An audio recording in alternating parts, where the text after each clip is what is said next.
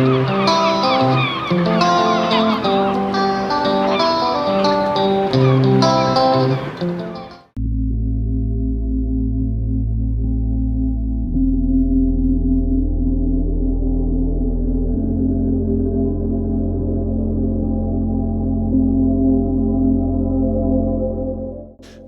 welcome to another episode of the Pier Review. This is Dumb Letters 4.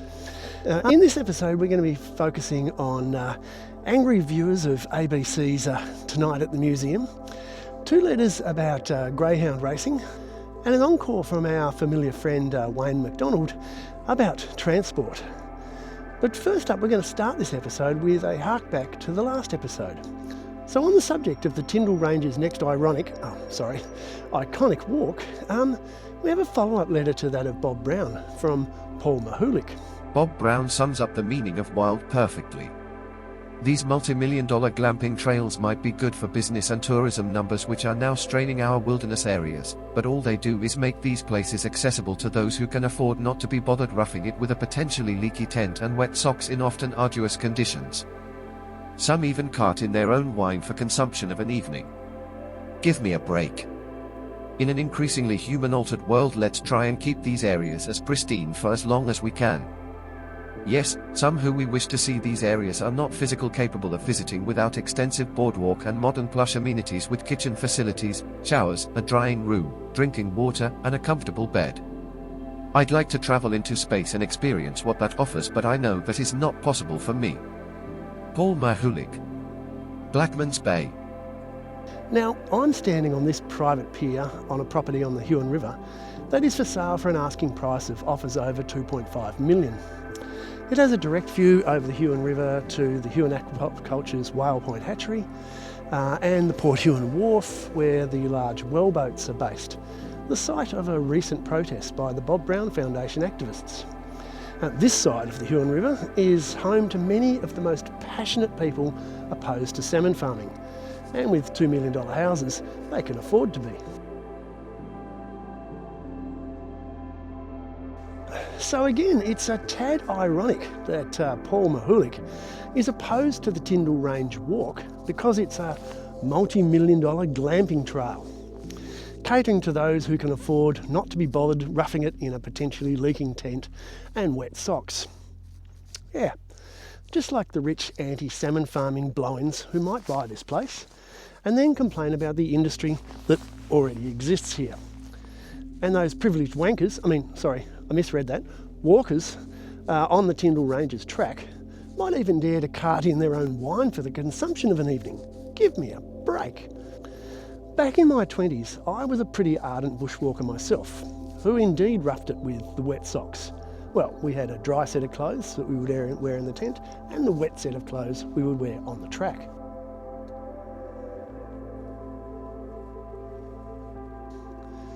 And back in 1990, a mate and I walked the overland track.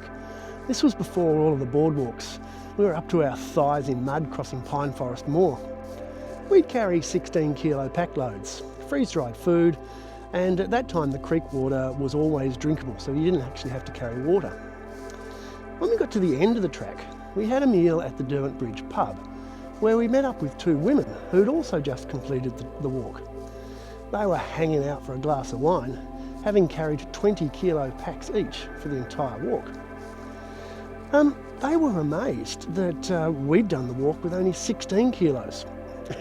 And we were too embarrassed to mention that in that 32 kilos spread between the two of us, we also had a litre of port, a bottle of gin, half a bottle of vermouth, a packet of green olives and 2 plastic martini glasses, so we could have a glass each night and 2 glasses at the top of Mount Ossa.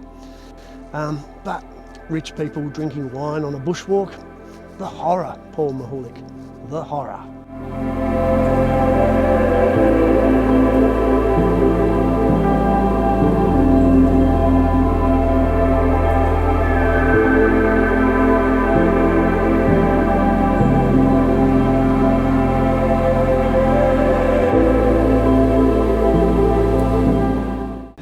Now, apologies if you've seen this pier and the pier to come before, but I really couldn't get away with doing it anywhere else, because for this next letter, I would like to do it on that pier over there. The trouble is, I'm not a member of that pier, and I'm not a peer of the person who basically runs the place, who wrote our next letter. Banning whaling, clubbing baby seals to death, and slavery put people out of work. Does anyone seriously suggest those practices should have been retained because they employed people? The greyhound racing industry is basing its case on a similar premise.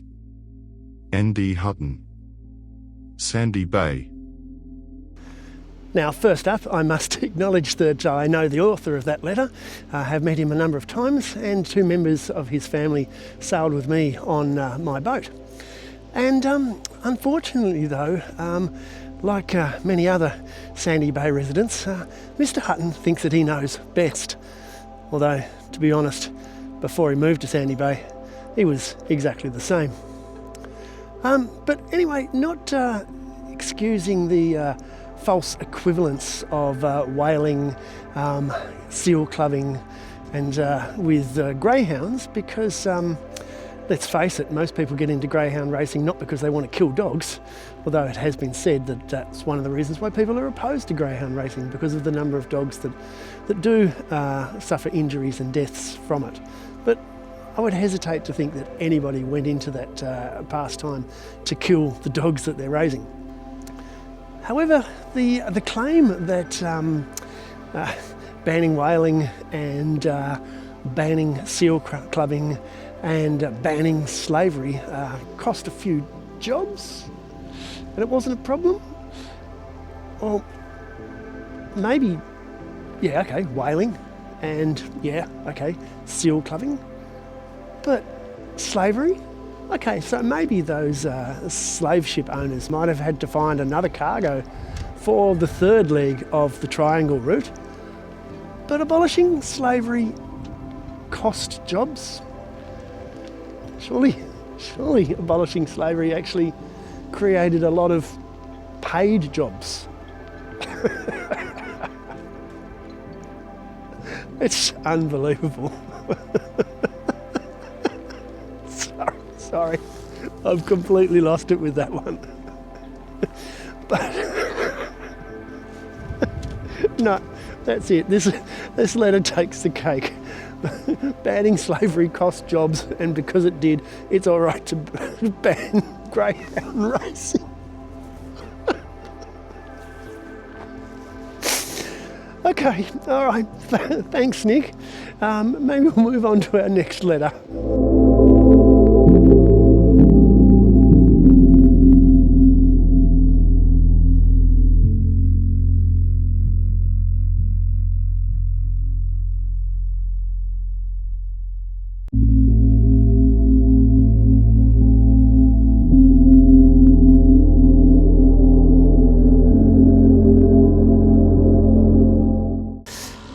So our next letter is also on the subject of greyhound racing, and it comes from one Robert Clifford. As a young boy, I was tasked with taking the dogs for their evening walks. I saw no cruelty except for the muzzles they had to wear. That was cruel. These placid dogs did not like or deserve that. All the dogs had pet names and were part of the family, only they were better fed. I was rewarded for my efforts when my father bought me my first yacht, setting me on a maritime pathway I still walk today. Thank you, dogs. Robert Clifford AO. Battery Point. So this Robert Clifford AO says that in exchange for walking his father's greyhounds, his father bought him his first yacht. What a generous father that is. And from there, his career took off, all thanks to greyhound racing.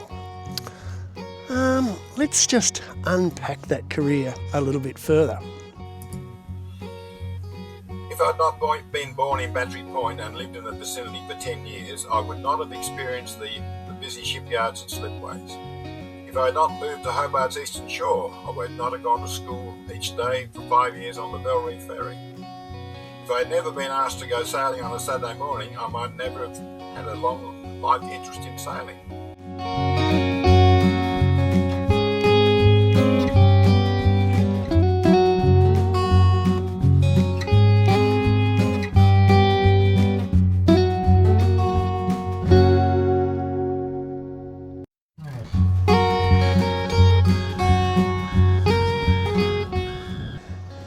So this pier is quite significant in both the life and career of Robert, aka Bob Beanhead Clifford, because it's from this pier that the first ferry that he ever built operated, and he came to fame after the Tasman Bridge collapsed. And but he also recounts that after moving to the Eastern Shore, he would catch the ferry, the Bell Reef ferry, from here to take him to school. Now, there's a number of schools here on the Eastern Shore, so why would a working class boy like our Bob be catching a ferry to school? And where might that school be?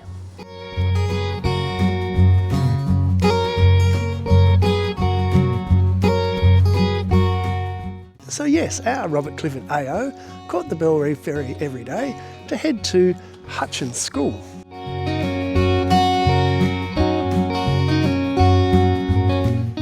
This is the school that Bob Clifford went to, one of the most exclusive private schools in Tasmania, Hutchins School. And it's very interesting that whereas Robert, better known as Bob, or to us yachties as Beanhead, said that his father bought him his first yacht, but in another story he says that to show his teachers at Hutchins that he wasn't a dunce, that he built his own yacht and to display his woodworking skills. But unfortunately his teachers didn't believe him. Well, I'm starting to question it, because he says one thing, his father bought it, he says another thing, that he built it. Anyway, let's find out a little bit more about Robert Clifford.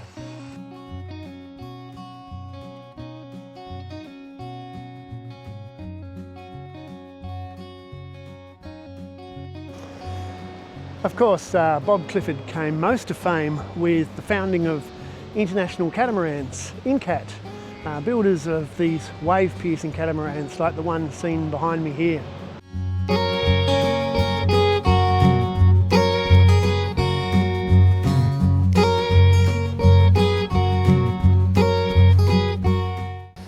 So, was our Bob satisfied with that, either the dinghy that he built in his bedroom, as he told his teachers, or the yacht that his father bought him for walking the greyhounds? Well, not a chance, because in 1994, Bob purchased, well, I believe he purchased, an ocean racing yacht called Tasmania, although it had previously been known as New Zealand Endeavour and had won the previous Whitbread Round the World race. Bob entered it in the 50th anniversary Sydney to Hobart yacht race. Bob Clifford's to be commended, and sheer desire, determination and dedication, and a lot of dollars have gone into this win, and it's wonderful for our state. Tasmania, of course, coming up towards the finish. I think Bob Clifford might have made that last tack just so he could go past his backyard, wouldn't he? Just down there near Battery Point, but he might have just given the neighbours a bit of a wave as he went by. And Graham Freeman's handed over the helm to Bob Clifford to steer Tasmania home. Okay, let's bring Tasmania home as Tasmania takes line honours in the 1994 Kodak Sydney to Hobart yacht race. Victory was his, although only by 7 minutes to Brindabella, owned by George Snow. A lot of investment for what might not have been.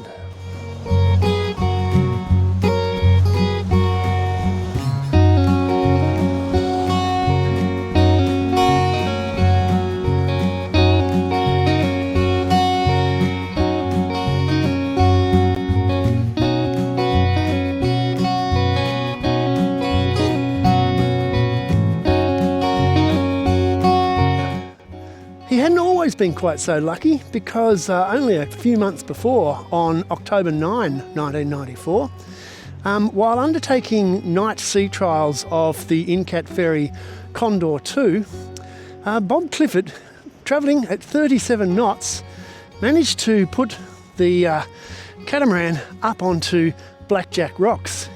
Around the corner from the iron pot, Condor 11 was sitting evenly poised, virtually high and dry.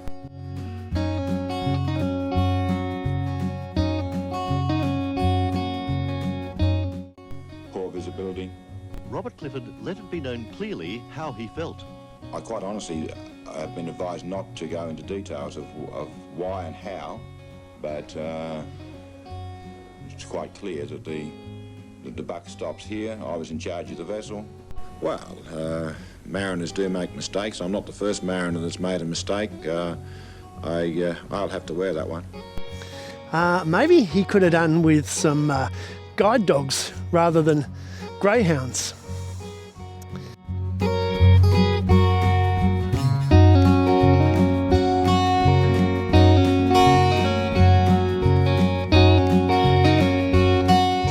So thanks to walking his dad's greyhounds, Bob Clifford became the multi-millionaire that he now is and was able to afford to buy a place in Battery Point. Oh, from what a small start to what a great future, eh Bob? But I don't think the average person, even the most successful greyhound trainers or owners, have earned quite as much money as you have. And I don't really think we can put that down to the greyhounds.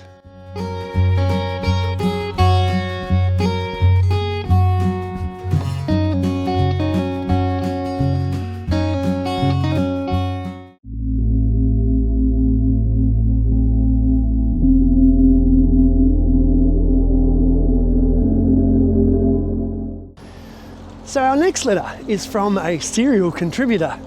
Yes, wait for it, another letter from Wayne McDonald.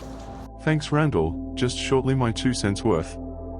I've been driving now for over 60 years without an incident or a crash. To me, 80 kilometers per hour is not a slow speed. Drivers can comfortably drive and arrive swiftly and safely to their destinations well on time at that convenient speed. Our iconic Brooker Highway has a noteworthy speed limit set at a responsible 80 kilometers per hour, but unfortunately 9 times out of 10 you won't get to your destination any quicker today, regardless of any significant speed limits.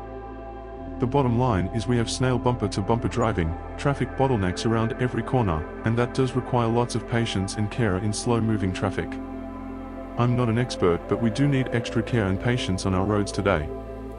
We have families and kiddies in every second vehicle. I'm not sure everyone agrees with me or you, but I think some do and some don't. I guess we just need to agree to disagree sometimes and move on. Everyone is entitled to an honest opinion, but opinions too can and do chop and change sometimes. This is due to the imperfect world we live in. A train or two would be an impeccable answer.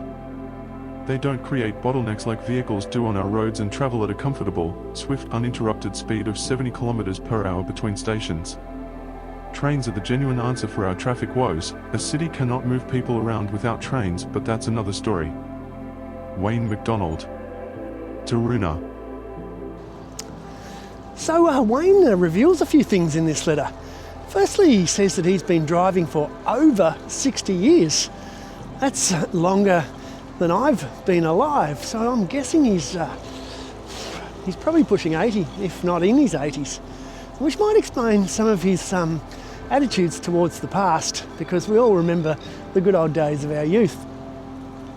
But this letter is in response to an ongoing debate between correspondents to the Mercury about lowering the speed limit from 100 or 110 on our highways down to 80 kilometres an hour.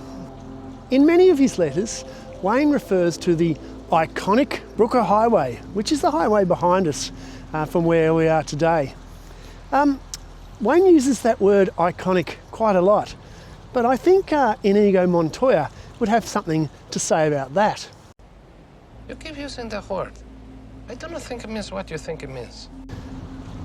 First up, let's address Wayne's claim that it would be better to have a railway than have to drive at 80 k's an hour on this highway. Then he states that trains will travel at 70 kilometres an hour between stations. So they're going to go slower than the buses.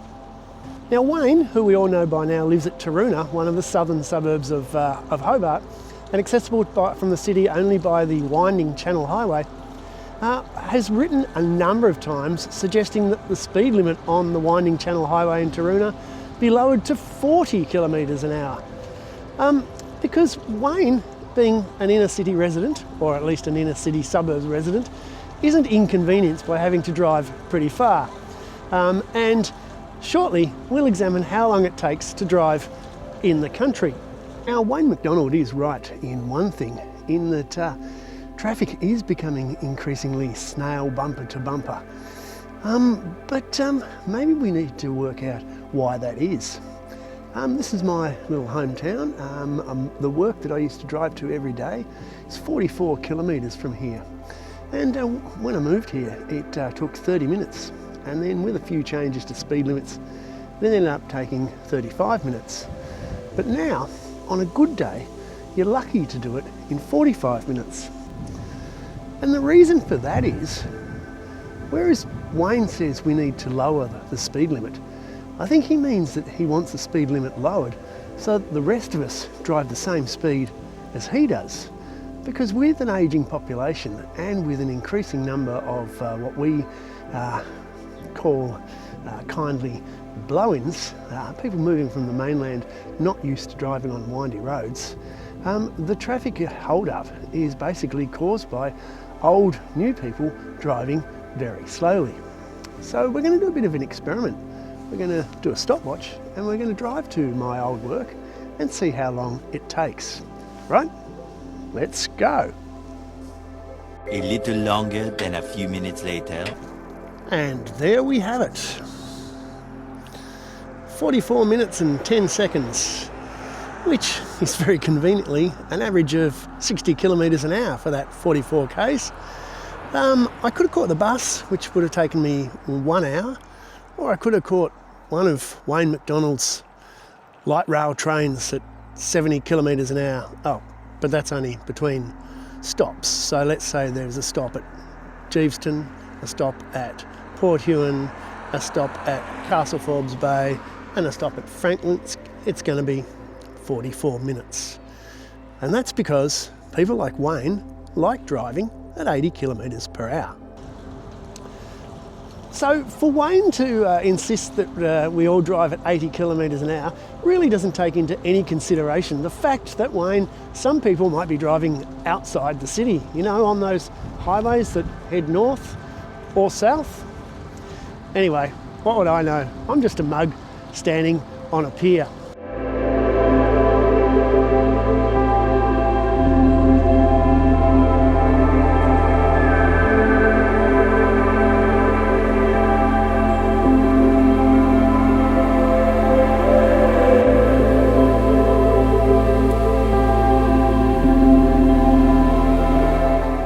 So, our final letter for this episode is from one Lucy Jones, another resident of Sandy Bay. Among significant items from the Tasmanian Museum and Art Gallery on the ABC comedy quiz show hosted by Alex Lee was a sailor's cap from HMAS Sydney. I find nothing amusing here. In November 1941 we lost 645 men who went down with that ship. There were no survivors apparently. One of the children who lost his father on the Sydney was in my class at Gardner State School. As the flag was lowered and we sang the national anthem, this boy and his sister were always crying. With good reason. They never knew their father. To call this a comedy quiz show is sacrilegious. I would think that all items at the Tasmanian Museum have enormous significance for some people. Lucy Jones. Sandy Bay. Yes, Lucy, it would be terrible if they were indeed making fun of the 645 men who perished when HMAS Sydney went down after the battle with the German raider Cormoran in November 1941.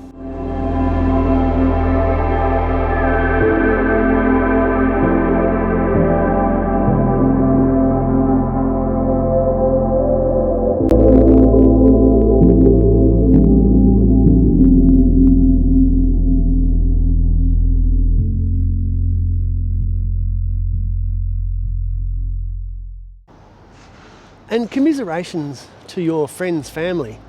But was tonight at the museum taking the piss out of that family's grief? Did you actually watch the episode, Lucy?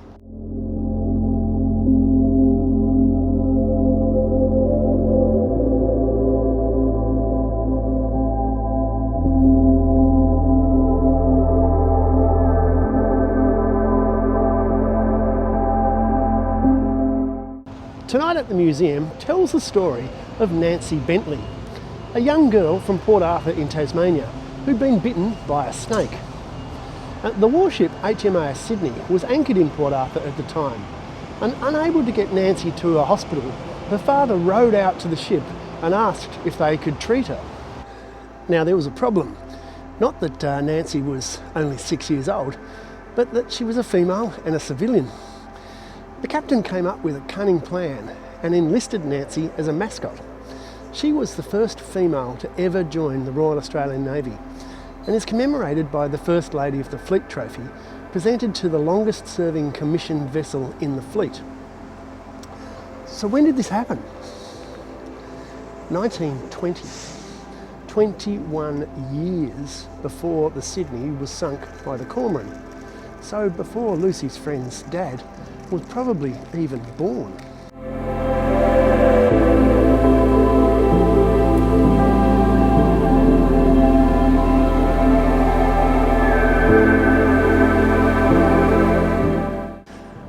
But was it even the same ship?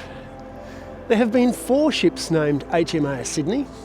The first, HMAS Sydney I, was commissioned in 1913 and famously sunk the German cruiser Emden off the Cocos Islands.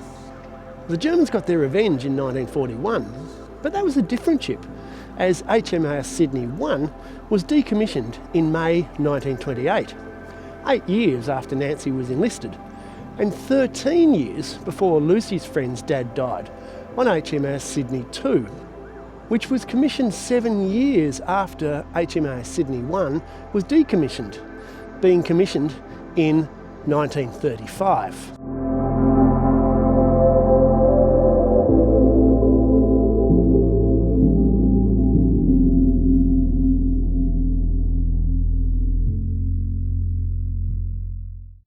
And if you'd watched the show Lucy, or come here to TMAG, you would have known that.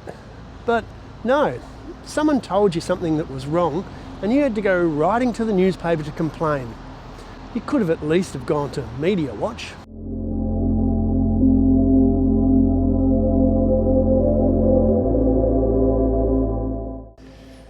So, sorry Lucy, just because you're from Sandy Bay doesn't mean that you actually know everything.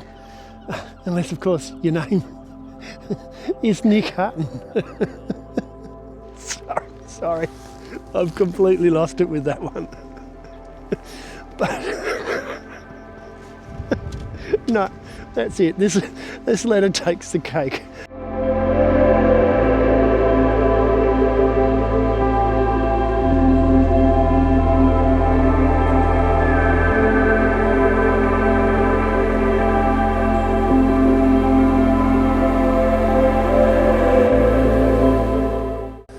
So that's where we'll bring episode 4 of Dumb Letters to an end.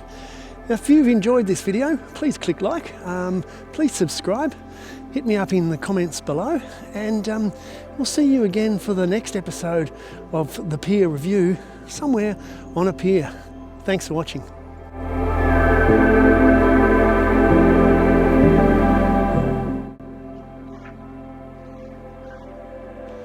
Now, interestingly enough, this school is next door to the University of Tasmania, and when I was working for the Federal Department of Education in the Higher Education Equity Unit, I was astounded to find that all of Tasmania is classified as regional, and therefore for UTAS to meet the needs of regional students, all they had to do was come next door to the most prestigious school in Tasmania.